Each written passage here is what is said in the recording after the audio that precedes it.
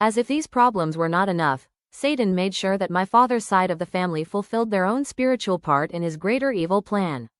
My parents Roger and Ganny were not like absolute enemies, they just had very distant and separate lives. But around every 5, 7 or even 10 years, Roger would suddenly reappear in our life, as if my parents were the best of old friends.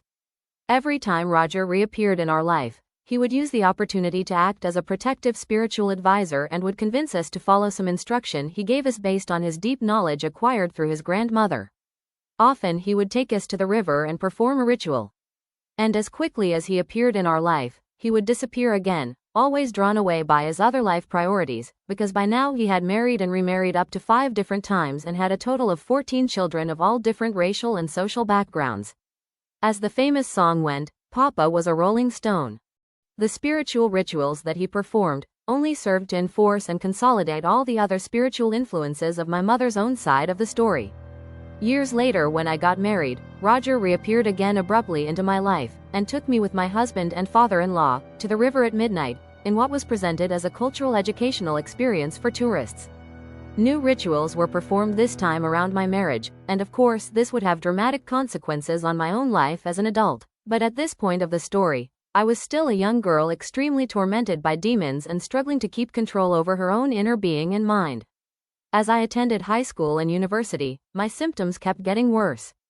And those demonic manifestations always intensified whenever I approached an important academic step, such as the high school degree or any vital examination.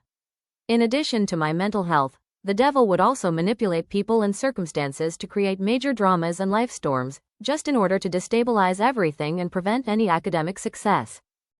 At age 14, we were living in Madagascar and I was attending the French school of Antananarivo. This was the very night before an important academic examination. Suddenly a crisis and argument erupted. My mother became enraged and beat me in the head, then in a fit of madness, she asked the houseworkers to throw me into the garage for the whole night. I spent that night on the cold cement floor of the garage. The car was locked and I could not use it as a refuge. Early in the morning, the driver took me to school with visible bumps on my face and forehead, but I still had to focus on my exam. I remember having a migraine as I tried to answer the questions on the paper. Immediately after the exam, the driver had received instructions to not bring me back home but drive me to the house of my mother's friends, a couple of African diplomats, where I remained for a month until she was appeased. The devil kept adding trauma upon trauma, in an obsessive will to destroy me from the inside out. He tried to destroy me not only psychologically, but also spiritually and physically.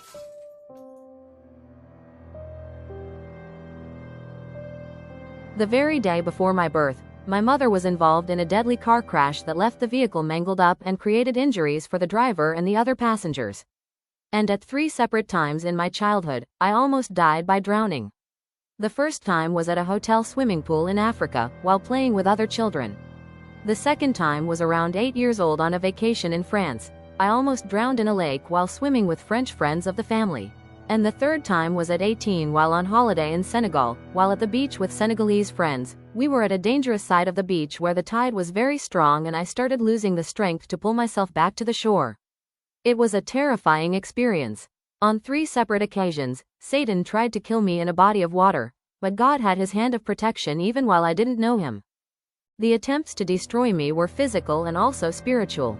At age 17, as I was in a boarding school in France, focusing on my last year of high school and the upcoming final examination, I suddenly experienced severe demonic manifestations. I woke up at 3 a.m. and saw a dark creature like a strong bull or a dog with red eyes. It was breathing heavily and staring at me in the corner. The next morning as we went to class, I started hearing this dark dog from hell, following me everywhere I went. I could hear the heavy chains on its neck as it walked next to me.